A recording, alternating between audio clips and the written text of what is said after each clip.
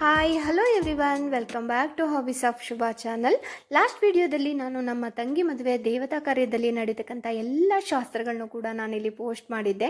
ಹಾಗೆಯೇ ಇವತ್ತು ಅದರ ನೆಕ್ಸ್ಟ್ ಮುಂದುವರೆದ ಭಾಗ ಅಂತ ಹೇಳಿದ್ರೆ ಮುಹೂರ್ತದ ವೀಡಿಯೋಸ್ನ ನಾನಿಲ್ಲಿ ಪೋಸ್ಟ್ ಮಾಡ್ತಾ ಇದ್ದೀನಿ. ಇಷ್ಟ ಆದರೆ ಒಂದು ಲೈಕ್ ಮಾಡಿ, ಹಾಗೆಯೇ ಚಾನಲ್ಗೆ ಹೊಸಬ್ರಾಗಿ ನೋಡ್ತಾ ಇದ್ರೆ ಪ್ಲೀಸ್ ಸಬ್ಸ್ಕ್ರೈಬ್ ಮಾಡಿಕೊಂಡು ನಮಗೆ ಸಪೋರ್ಟ್ ಮಾಡಿ. ಬನ್ನಿ ಇವಾಗ ಮುಹೂರ್ತದ ವೇಳೆಯಲ್ಲಿ ಯಾವ್ಯಾವ ಶಾಸ್ತ್ರ ಮಾಡ್ತಾರೆ, ಎಷ್ಟೆಲ್ಲ ಫನ್ ಇರುತ್ತೆ ಅಂತ ನೋಡ್ಕೊಂಡು ಬರೋಣ. ಓಕೆ ಫ್ರೆಂಡ್ಸ್, ನೈಟು ನಾವು ಶಾಸ್ತ್ರ ಎಲ್ಲ ಮುಗಿಸಿ ನಾವು ರೂಮಲ್ಲಿ ಹೋಗಿ ಸ್ಟೇ ಮಾಡಿದ್ವಿ ಅಂತ ನಾನು ಲಾಸ್ಟ್ ವಿಡಿಯೋದಲ್ಲೇ ಹೇಳಿದ್ದೆ.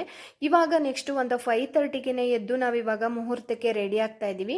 ನಾನು ಈ ಕಡೆ ರೂಮಲ್ಲಿ ರೆಡಿ ಆಗ್ತಾ ಇದ್ದೆ, ಹಾಗೆಯೇ ಆ ಕಡೆ ನಮ್ಮ ಅಣ್ಣ ಅತ್ತಿಗೆ ಮಗು ಎಲ್ಲ ರೆಡಿ ಆಗ್ತಾ ಇದ್ರು. ಅದನ್ನು ಕೂಡ ನಾನಿಲ್ಲಿ ತೋರಿಸ್ತೀನಿ ರೀ. ನೋಡಿ, ಇವಾಗ ಅತ್ತಿಗೆನೂ ಕೂಡ ರೆಡಿ ಇದ್ದಾರೆ, ಹಾಗೆಯೇ ಮಗು ಕೂಡ ರೆಡಿ ಆಗ್ತಾ ಇದ್ದಾನೆ.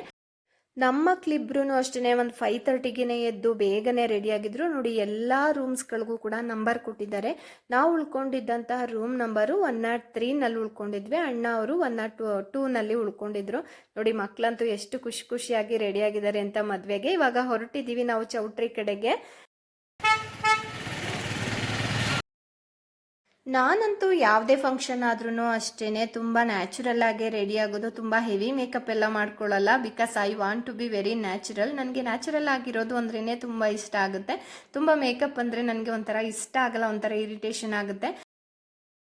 ಫೈನಲಿ ಇವಾಗ ನಾವು ಚೌಟ್ರಿನ ತಲುಪಿದ್ವಿ. ನೋಡಿ, ನಾವು ಚೌಟ್ರಿಗೆ ತಲುಪಿದ ತಕ್ಷಣನೇ ಇಲ್ಲಿ ದೇವ್ರ ತರ್ಲಿಕ್ಕೆ ಅಂತ ಎಲ್ಲರೂ ಕೂಡ ಹೊರಗಡೆ ಬಂದಿದ್ದಾರೆ. ಹಾಗೆಯೇ ವೀರ್ಗಾಸೆ ಅವ್ರನ್ನು ಕೂಡ ಕರೆಸಿದ್ದಾರೆ.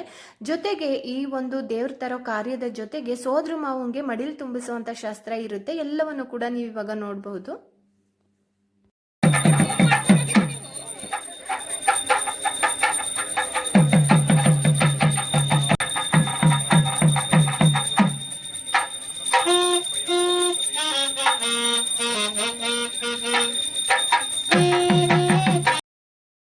ನೀವೇನಿಲ್ಲಿ ನೋಡ್ತಿದ್ದೀರಲ್ಲ, ಇವರು ಪಂಜಿನವರು. ದೇವ್ರ ತರೋ ಟೈಮಲ್ಲಿ ಯಾವುದೇ ವಿಘ್ನಗಳಾಗಬಾರ್ದು ಅಂತ ಇವ್ರನ್ನ ಕರೆಸ್ತಾರೆ.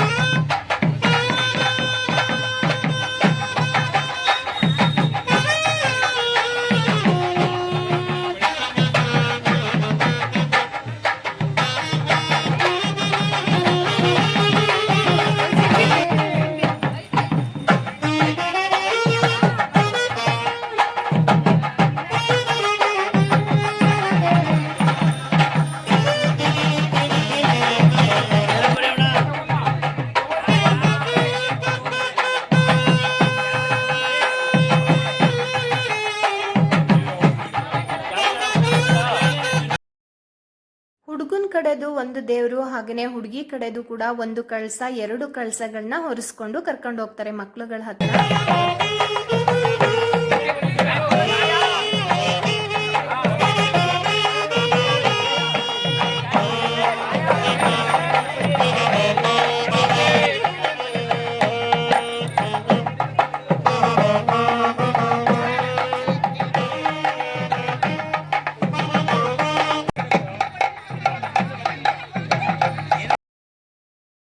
ಇವಾಗ ಪಂಜನ್ನ ಬೆಳಗ್ತಾ ಇದ್ದಾರೆ ದೇವರಿಗೆ.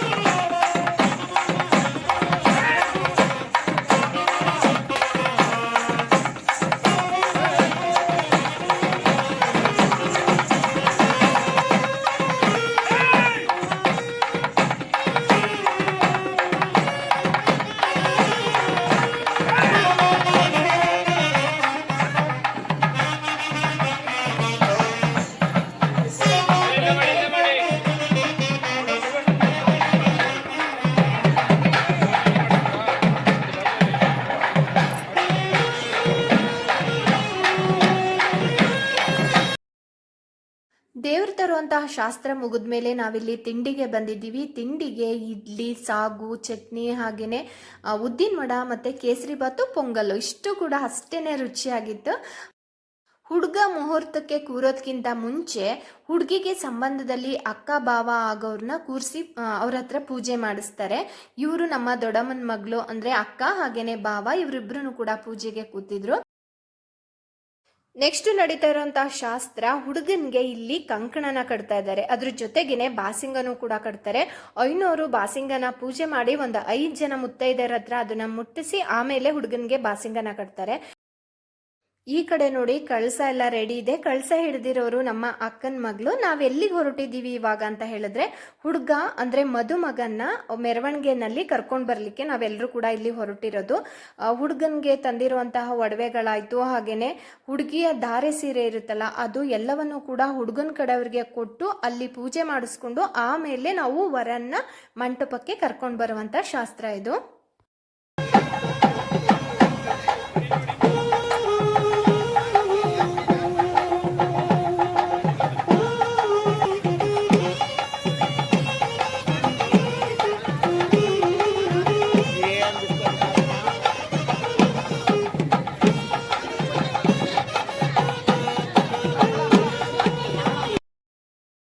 ಹುಡುಗ ಮೆರವಣಿಗೆ ಬರುವಂತಹ ಈ ಟೈಮಲ್ಲಿ ಹಿರಿಯರೊಬ್ಬರಿಗೆ ಪಾದಪೂಜೆ ಕೂಡ ಮಾಡ್ತಾರೆ. ಅದನ್ನು ಕೂಡ ನಾನಿಲ್ಲಿ ತೋರಿಸಿದ್ದೀನಿ, ಹೇಗಿರುತ್ತೆ ಅಂತ ನೀವೇ ನೋಡಿ.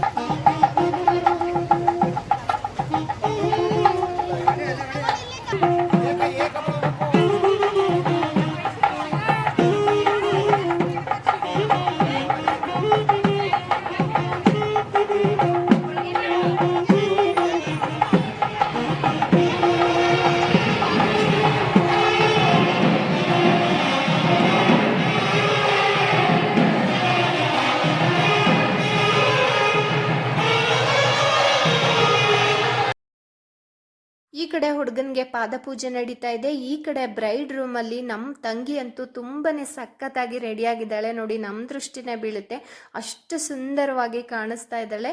ನೆಕ್ಸ್ಟು ಇಲ್ಲಿ ವಧು ವರ ಇಬ್ಬರನ್ನು ಕೂರಿಸಿ ಇಲ್ಲಿ ಹಾಲು ನೀರನ್ನು ಬಿಡ್ತಾ ಇದ್ದಾರೆ. ಇನ್ನೇನು ತಾಳಿ ಕಟ್ಟುವಂಥ ಶುಭಗಳಿಗೆ ಬಂದೇ ಬಿಡ್ತು. ಎಲ್ಲೋ ಹುಟ್ಟಿ ಎಲ್ಲೋ ಹರಿದು ಸಾಗರವನ್ನು ಸೇರುವಂತಹ ನದಿ ತರಹ ಅಲ್ವಾ ನಮ್ಮ ಹೆಣ್ಣಿನ ಜೀವನ. ತಾಳಿ ಕಟ್ಟೋ ಆ ಶುಭಗಳಿಗೆ ಎಷ್ಟು ದಿನದಿಂದ ಕಾಯ್ತಾ ಇದ್ವಿ, ಆ ಒಂದು ಶುಭಗಳಿಗೆ ಇವಾಗ ಬಂದೇ ಬಿಡ್ತು. ತಾಳಿ ಕೊಟ್ಟೋ ಟೈಮಲ್ಲಿ ನಮ್ಮ ಚಿಕ್ಕಪ್ಪ ಅಂತೂ ಒಂದು ಕಡೆ ಕೂತ್ಕೊಂಡು ತುಂಬಾ ಅಳ್ತಾ ಇದ್ರು. ಅದನ್ನ ನೋಡಿ ನಮಗಂತೂ ತುಂಬಾ ಅಳು ಬರ್ತಾ ಇತ್ತು. ಆ ಒಂದು ಗಳಿಗೆ ನೀವು ಕೂಡ ನೋಡಿ ಕಣ್ತುಂಬಿಸ್ಕೊಳ್ಳಿ.